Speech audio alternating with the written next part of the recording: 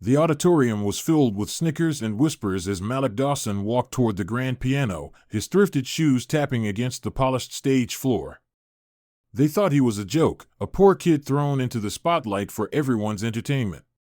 But when his fingers touched the keys, the room fell into stunned silence, and nothing at Brentwood Academy would ever be the same again. It started with a joke, at least that's what they called it. On his first day at Brentwood Academy, Malik Dawson stood at the edge of a polished marble staircase, staring at his own reflection in the mirrored elevator doors. His thrift store sneakers, the faded jeans Aunt Lorraine had mended 3 times, and a hand-me-down backpack hung heavy on his shoulder. Everything about him screamed outsider. Brentwood was a different world, sleek, immaculate, cold. The students that passed him didn't look at him so much as through him, as if he were a shadow drifting through a space that didn't belong to him. They were dressed in crisp uniforms, designer watches peeking out beneath their blazers. Their laughter had a sharpness to it, a mocking edge. Malik tried to ignore the stares and the snickers, the whispered jokes behind cupped hands. He had expected this. What he hadn't expected was how fast the walls would close in. The scholarship had come in a plain envelope, no fanfare, no glossy brochure. Just a letter informing them that Malik, due to his exceptional aptitude in music arts, had been selected to join the freshman class at one of the most prestigious private schools in Detroit. Aunt Lorraine had cried when she read it, her rough hands trembling. She had worked 14-hour days cleaning houses, scrubbing floors, doing laundry for families that vacationed in Aspen while they worried about affording rent. She had sacrificed everything since the day Malik's parents died in a car accident when he was 4. Malik owed her everything. That letter was supposed to change their lives. Instead, it dropped him into a lion's den. It didn't take long for the first strike to come. Principal Gerald Whitmore called him into his office 3 days after his arrival. The man looked like he had stepped out of a high-end suit catalog, silver hair slicked back, a tie that probably cost more than Aunt Lorraine's monthly paycheck, and a voice as smooth as honey-coated glass. "Malik," he said, folding his hands across a gleaming mahogany desk, "I've heard whispers that you play piano. Is that true?" Malik nodded, unsure where this was going. "Interesting," Whitmore continued, with a smile that didn't reach his eyes. "We have a school talent show next Friday. I think it would be wonderful for you to open the event. Show everyone what you can do." Something about his tone made Malik's stomach twist. The offer wasn't a compliment, it was a setup. Malik had heard the snickers in the hallway, felt the eyes following him, mocking him.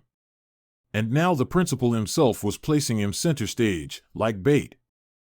That evening, Malik sat in the basement of their small rental house, staring at the worn keys of the upright piano. It had been given to them by an elderly neighbor who had passed away years ago.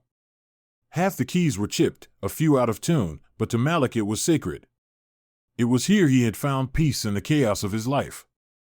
Aunt Lorraine would sit in her recliner nearby, sipping tea, her tired face glowing with quiet pride as Malik played Beethoven, Debussy, and his own improvisations.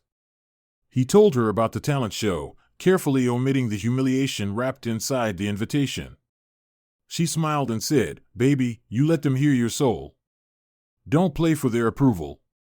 Play for yourself. Play for me." So he did. For a full week, every evening after homework and dishes, Malik practiced in that basement. His fingers danced over the keys, each note a piece of his pain, his hope, his story. At school, the snide comments grew louder. "You see that kid? He's the entertainment. This is gonna be hilarious. Hope they don't throw fruit." It didn't matter. Malik kept his head down and played. When Friday finally arrived, the auditorium buzzed with expectation. The rich kids sat in rows with phones already out, ready to record what they assumed would be a glorious disaster. Whitmore stood backstage, arms folded, a satisfied smile creeping across his face. Malik waited in the wings, his palms sweating, heart thundering. Then, over the loudspeakers, "Ladies and gentlemen, please welcome our first performer, Malik Dawson." The stage lights blinded him for a moment. As he walked to the grand piano at center stage, he could hear a few scattered laughs and sarcastic claps. Connor Bellamy, the son of a car dealership mogul and the self-proclaimed king of Brentwood's freshman class, let out a loud fake cheer. Malik didn't flinch. He sat down, took a deep breath, and placed his fingers on the keys. Then he began to play. The first note rang out, pure, soft, deliberate. The second came with more force. And by the third, the auditorium was silent. His fingers moved with a fluid grace, the music pouring from him like a confession. It was a composition of contrasts, the sadness of loss, the fire of defiance, the tenderness of love. His grandmother's lullabies whispered in every minor chord. The anger of every time he had been mocked pulsed in every crescendo. And the longing to rise, to be seen, soared in every final note. When the piece ended, Malik's hands hovered over the keys for a moment, suspended in silence. Then, it began, slowly, from one corner of the room. A single clap. Then another. Then the whole auditorium erupted in applause, the kind that shakes the walls and floods the soul. Some students stood. Even some of the teachers looked stunned. Connor Bellamy's mouth hung open. And Gerald Whitmore, still backstage, stood frozen. His eyes no longer gleamed with smug anticipation. They were cold. Empty. Defeated. Malik stood and bowed once, then walked off the stage without a word. He didn't need to say anything. His music had said it all. Backstage, as he reached for his bag, he heard someone call out softly, "That was incredible." He turned and saw Lucia Ramirez, a shy girl from the sophomore art program. Her voice trembled. "You made me feel like I belonged here." Malik smiled. For the first time since he walked into Brentwood, he felt it too. That night, he returned home to find Aunt Lorraine waiting up with a plate of warm cornbread and collard greens. She pulled him into a hug so tight it knocked the breath out of him. "You did it, baby," she whispered. "You made them listen." Malik didn't say anything. He just closed his eyes and held on to the warmth of her arms. The warmth of home. But across town, in a dark office filled with shadows and silence, Principal Whitmore sat alone behind his desk. The plan he had so carefully crafted, the public embarrassment, the subtle humiliation, had unraveled before his very eyes. What was meant to expose Malik's place had instead exposed his own cruelty. He gritted his teeth, the applause from earlier still ringing in his ears like a haunting melody he could not escape. He didn't know it yet. But that moment, that one performance, was just the beginning. The quiet boy from the west side of Detroit had just started a fire. And soon, Brentwood Academy would feel its heat. The applause still echoed in Malik Dawson's ears long after he stepped off that stage, long after the velvet curtain fell and the auditorium doors closed behind him. That night, the streets of Detroit felt different. The air outside Brentwood Academy, once filled with indifference and quiet malice, now hummed with the memory of something real, something unshakable. Malik walked home with a strange new weight in his chest, not a burden, but a sense of purpose. He had come to Brentwood expecting nothing but survival, and somehow, he had lit a match that refused to go out. What he didn't know was that the ripple he had created would soon become a wave. By Monday morning, Brentwood buzzed with an unfamiliar energy. Students whispered in hallways, not with contempt, but with curiosity. Some looked at Malik and quickly turned away. Others, braver or maybe just more honest, nodded subtly as he passed. For the first time, he wasn't invisible. But visibility came with pressure. Lucia Ramirez approached him after homeroom, her sketchbook clutched tightly to her chest. "That performance," she started, then paused, eyes searching his. "You didn't just play music. You said something. And I heard it." She handed him a small drawing, pencil on paper, of him seated at the piano, the light casting a halo around his focused face. "I've been painting in secret for years," she added. "But watching you made me feel like maybe I don't have to hide anymore." Malik didn't know what to say. No one had ever handed him something that beautiful before. Later that day, During free period, David Chen caught up to him in the library. David, always quiet, always in the background, tapped his fingers nervously on a stack of poetry books. "I write," he said, barely above a whisper. I write poems. But I've never shared them. Not here. Not with anyone." He looked down, then added, "But if you can play like that in front of them, maybe I can speak." It wasn't just Malik anymore. Ms. Naomi Ellis had been teaching at Brentwood for over 2 decades, watching from the margins as students like Lucia and David were systematically ignored.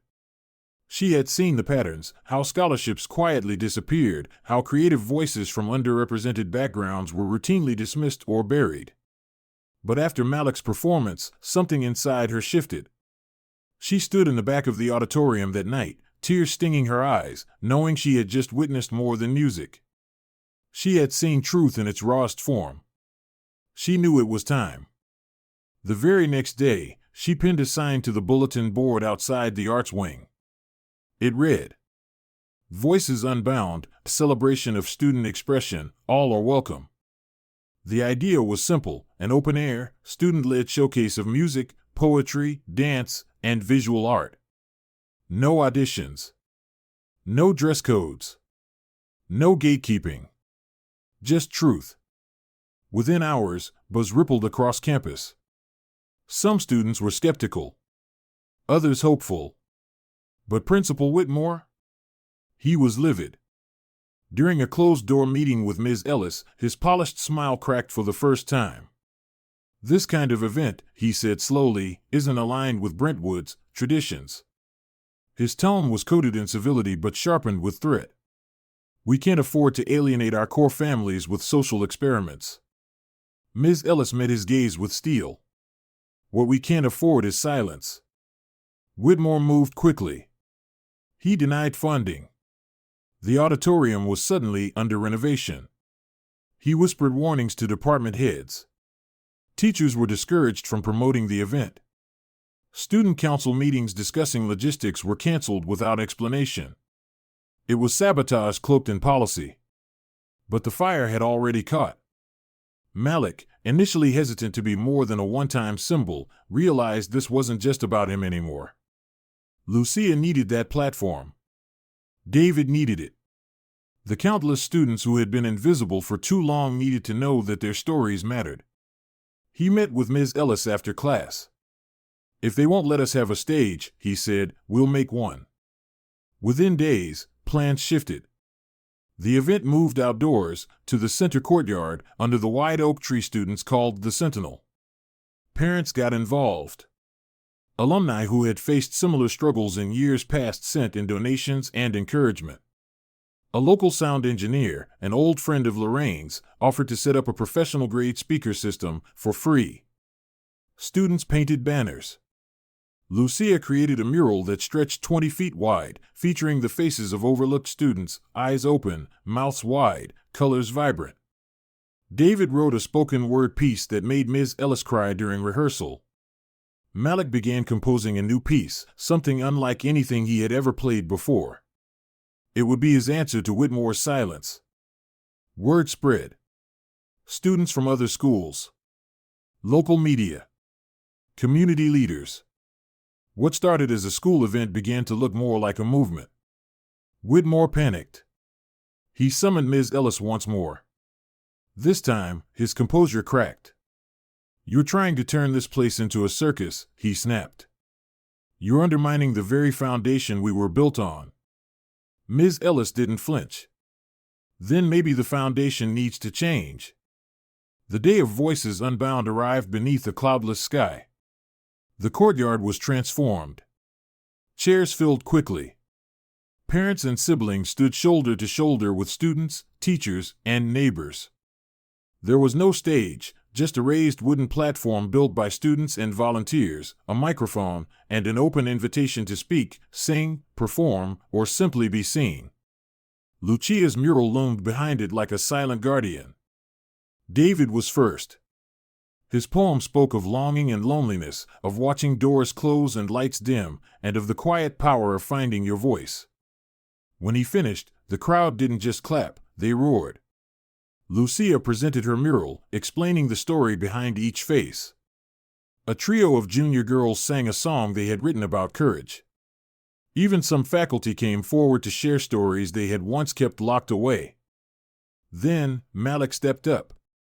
He sat at the keyboard someone had wheeled in just for him, its black and white keys gleaming in the sun. He looked out at the crowd, not just at Aunt Lorraine in the front row, but at Lucia, David, Ms. Ellis, and dozens of faces that now held something new, hope. The piece he played wasn't classical. It wasn't polished. It was raw. A fusion of gospel, jazz, and the aching tempo of Detroit's broken streets. It had no title, just truth. The notes trembled with history, with grief, with resistance. And when it ended, no one moved. For a few seconds, the entire world held its breath. Then the applause came, louder than any Malik had ever heard. Across campus, hidden behind tinted windows, Whitmore watched from his office. He could feel it slipping, his control, his grip, the image he had carefully constructed for decades. And when Ms. Ellis submitted her file to the school board the next day, evidence of discriminatory practices, doctored evaluations, buried student reports, it was only a matter of time. By the end of the week, news broke: Gerald Whitmore, principal of Brentwood Academy, had been placed on administrative leave pending a formal investigation. The story made local headlines. Parents demanded answers. Former students stepped forward with stories that echoed the ones unfolding now. And within Brentwood's stone walls, something unthinkable had begun, a rebirth. In the days that followed, Malik walked through the halls with a different kind of silence surrounding him. It wasn't mocking now, it was reverent. Students who once ignored him now nodded with quiet respect. Teachers began reevaluating their lesson plans, their biases, their roles in the system. The courtyard, once a place for passing glances, became a meeting ground for art, speech, and conversation. And Malik, once a boy forced onto a stage to be humiliated, was now the heartbeat of a movement. He hadn't just survived the fire, he had become it. The fire had been lit, and there was no putting it out. After Voices Unbound turned the courtyard of Brentwood Academy into a stage of reckoning and revolution, nothing felt the same. The air buzzed with possibility, and whispers that used to carry mockery now carried hope. Principal Whitmore's office, once the epicenter of quiet oppression, sat dark behind its locked door, a stark reminder of the fall of a man who thought no one would ever challenge him. Malik Dawson, the quiet boy from Detroit who'd once tried to blend into the back of the classroom, had become the face of something bigger than himself. His music had cut through silence, and in doing so, he'd carved out a space not just for his own voice, but for hundreds more. The day Whitmore's suspension was officially announced, students flooded the halls in celebration. Teachers who had once been too afraid to speak up now exchanged glances of relief. Malik didn't gloat. He simply walked through the school with the same quiet dignity he always had, but now, his presence carried weight. In the middle of that shifting landscape stood Ms. Naomi Ellis. Appointed interim principal within days of Whitmore's removal, she wasted no time rolling up her sleeves. Her first act wasn't to call a meeting or make a speech, it was to listen. She opened her door to students and staff alike, inviting them to share their experiences, their frustrations, and most importantly, their ideas.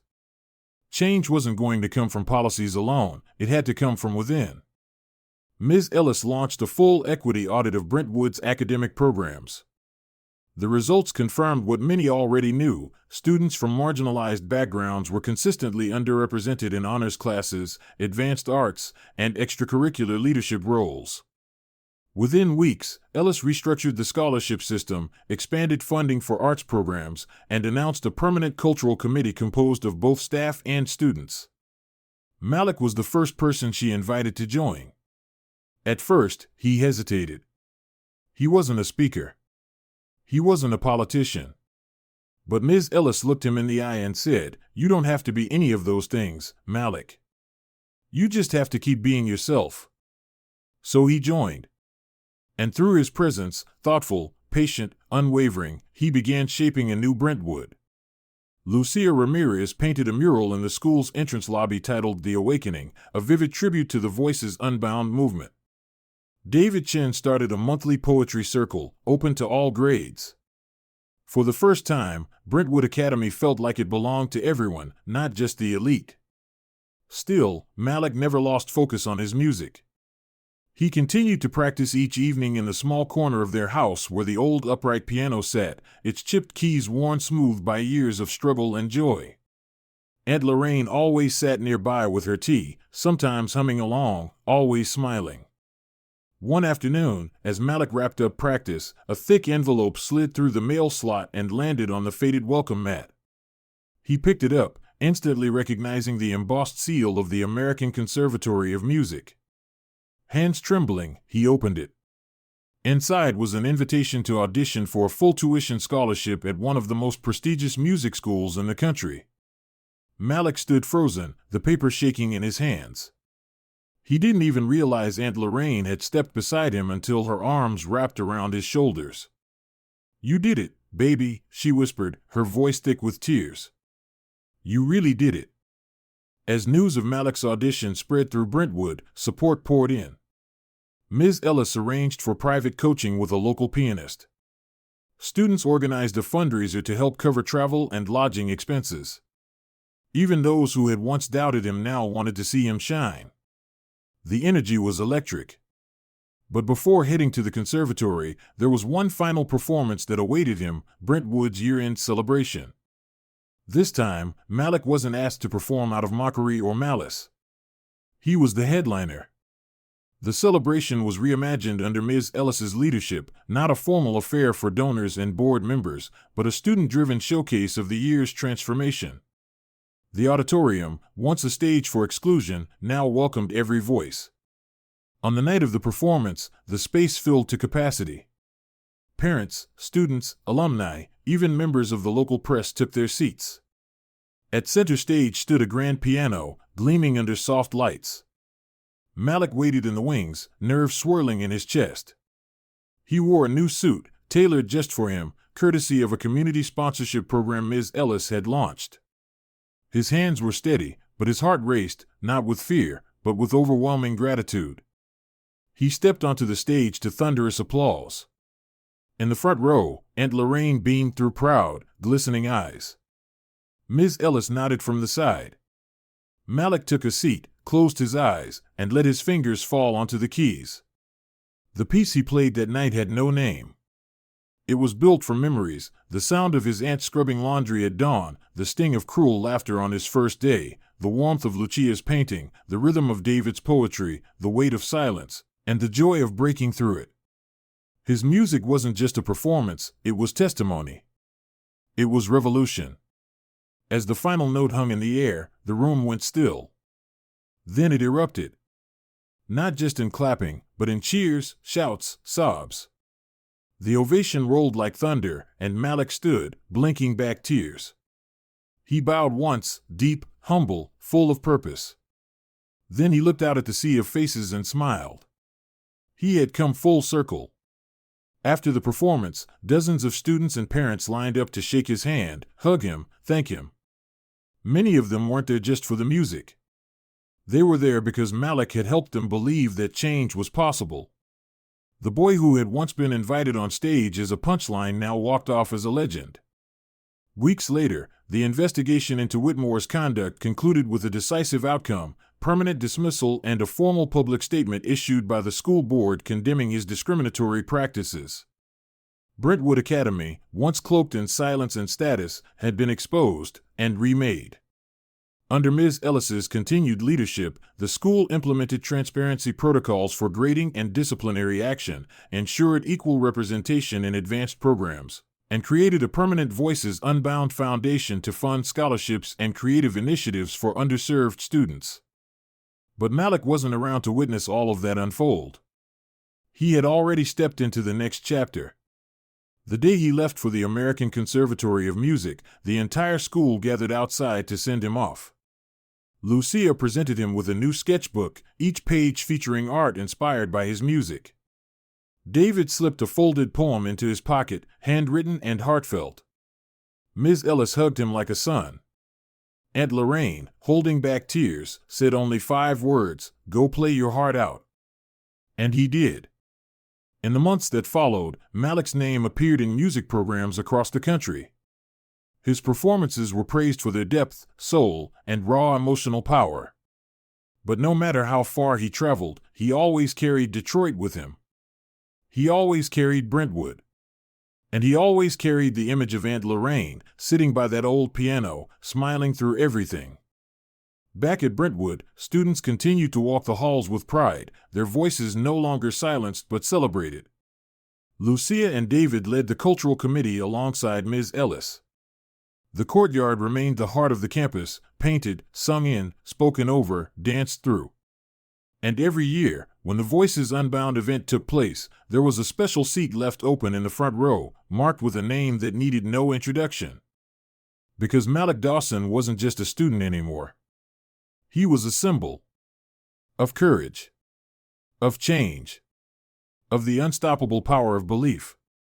As the author of Malik Dawson's story, I want to leave you with more than just a narrative. I want to leave you with a truth that echoes beyond the final note of his piano. Malik's journey wasn't just about music. It was about the quiet resilience that lives in so many people who are overlooked, underestimated, or dismissed because of where they come from, how they look, or the shoes they wear when they walk through the doors of opportunity. Malik came from a place where dreams often get buried beneath struggle, but he chose to rise. And that's the first lesson I want to share. Your beginning does not define your ending. No matter how humble your roots are, no matter how many times people try to put you in a box or laugh at your presence, you have a voice. You have a gift. You have a right to stand tall in any room, to speak, to create, to lead. The second lesson is this: don't let other people's expectations limit your vision. Principal Whitmore tried to turn Malik into a joke, but Malik didn't give him the satisfaction. He turned that stage into a platform. And that's what each of us must do when faced with judgment, exclusion, or cruelty. We must turn pain into power, rejection into reason, mockery into music. And most importantly, we must never walk alone. The changes at Brentwood Academy didn't happen because of one person. They happened because people like Ms. Ellis, Lucia, David, and even the students who once stayed silent chose to stand up and stand together. If you see injustice, don't just whisper about it, speak. If you see someone being silenced, stand beside them. Your voice might be the spark that starts a fire. To every young person listening right now, maybe you're the only one who believes in your dream.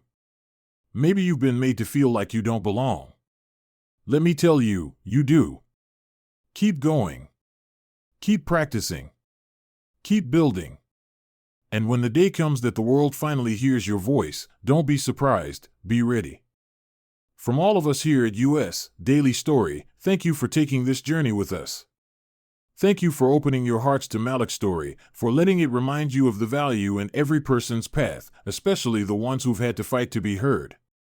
If this story moved you, inspired you, or made you believe a little more in your own potential, we ask you to share it.